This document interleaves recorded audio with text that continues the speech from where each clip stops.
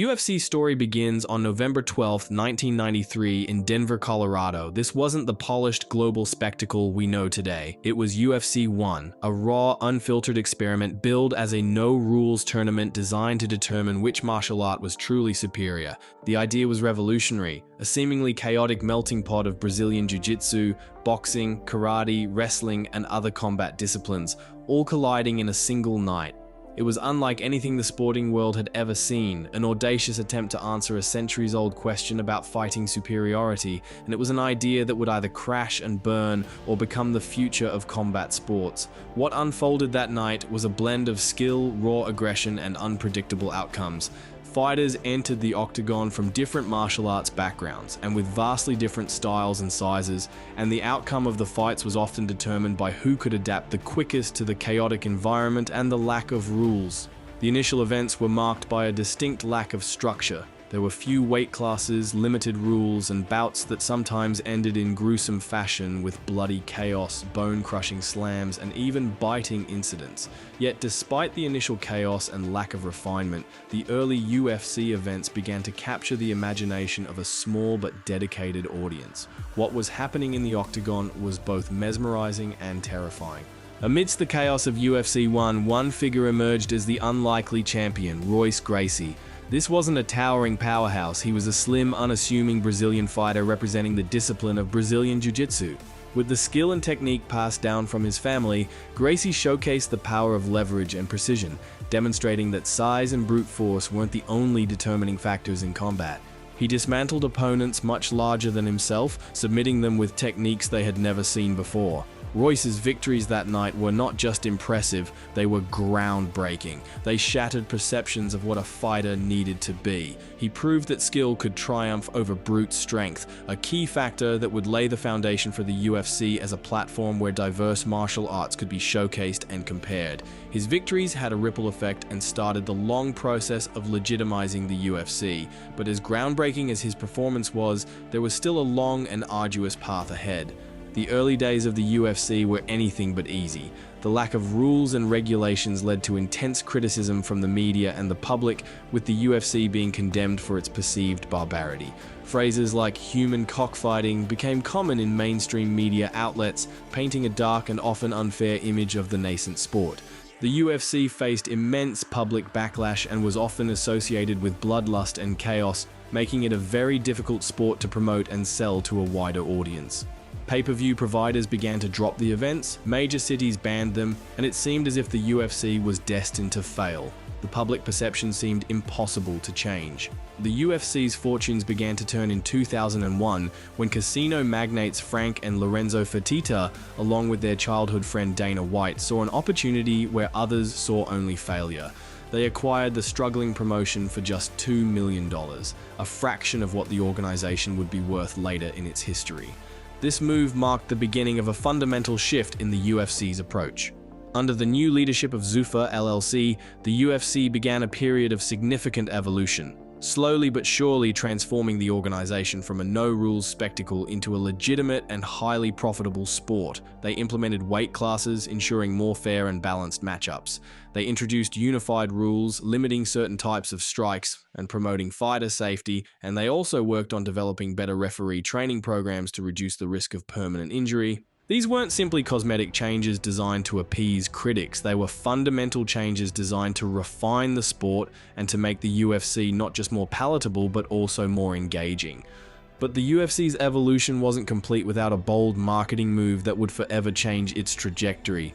In 2005, Zuffa launched The Ultimate Fighter, a reality TV show that gave viewers an unprecedented inside look into the lives of aspiring mixed martial artists.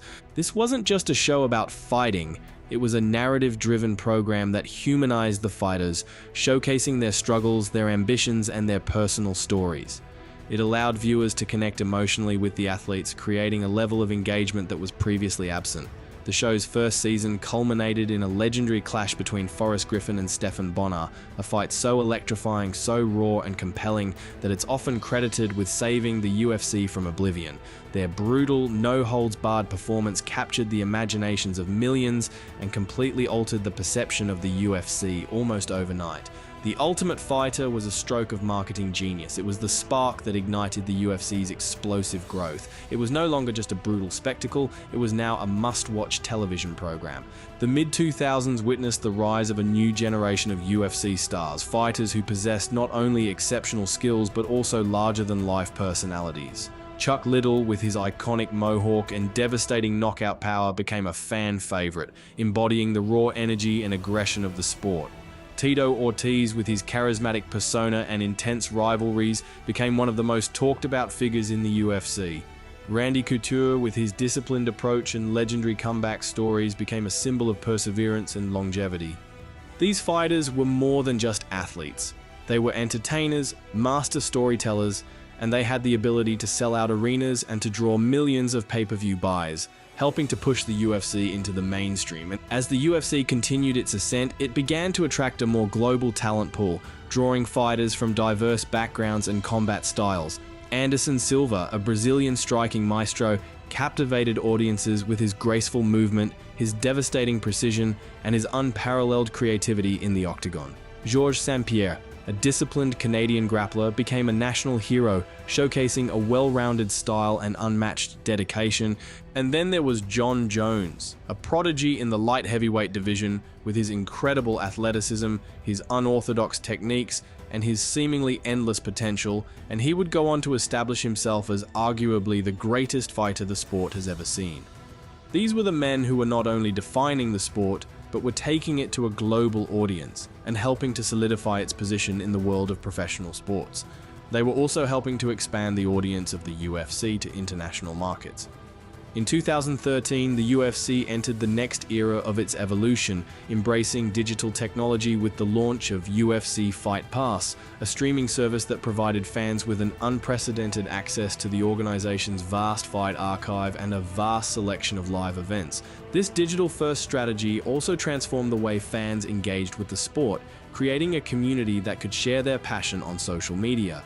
But while the UFC was on the rise, this unprecedented level of growth came with a unique set of challenges. The UFC's journey was not without its share of controversies and challenges. For every celebrated champion, there were moments of scandal and legal issues. Jon Jones, despite his unmatched brilliance in the octagon, was repeatedly plagued by legal issues and suspensions, constantly testing the boundaries of what was acceptable, even for the high standards of the UFC.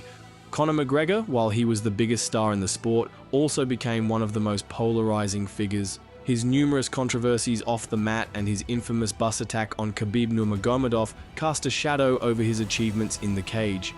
These incidents highlighted the inherent challenges of managing personalities in a high-stakes global sport. And yet, despite the controversies, Conor McGregor's ascent to superstardom was a masterclass in self-promotion, with his unmatched charisma, his sharp wit, and his ability to capture the attention of the world. From his quick-talking bravado to his unprecedented achievements, becoming the first fighter to hold 2 UFC titles simultaneously, McGregor became a cultural phenomenon, capturing the imagination of millions. His 2017 boxing match with Floyd Mayweather, while technically outside the UFC, was a stroke of promotional genius that introduced MMA to a much broader audience, further cementing McGregor's status as a global icon and helping to bring the UFC even further into the mainstream, expanding the sport's reach. But it also showed that the UFC was not just about the fighters themselves, but about the narrative that surrounded those fighters. However, McGregor's focus began to shift. His performances in the octagon became inconsistent, and the controversies he faced off the mat threatened to overshadow his achievements. But despite it all, he remains a symbol of the UFC's unique ability to create megastars. Let's not forget the groundbreaking impact of women's MMA, which experienced a meteoric rise thanks to pioneers like Ronda Rousey. Rousey's dominant performances, her charismatic persona, and her unprecedented crossover appeal drew countless new eyes to the sport, shattering the notion that women couldn't be as big of draws as their male counterparts, and she helped revolutionize the sport of MMA. She was more than just a fighter. She was a cultural phenomenon who helped prove that women could be just as engaging, just as skilled, and just as captivating. And she has left a lasting legacy that is still felt in the sport today. Her presence in the UFC helped redefine the sport, making it more inclusive, more diverse, and more compelling than it had ever been before. As of 2024, the UFC continues to evolve with an exciting roster and groundbreaking innovations in broadcasting. The future looks even brighter. From its humble beginnings as a no-holds-barred spectacle to its current position as a global sports and entertainment juggernaut, the UFC is a testament to the relentless pursuit of excellence, innovation, and the unyielding human spirit. It's a journey that's far from over, with countless stories still to be written.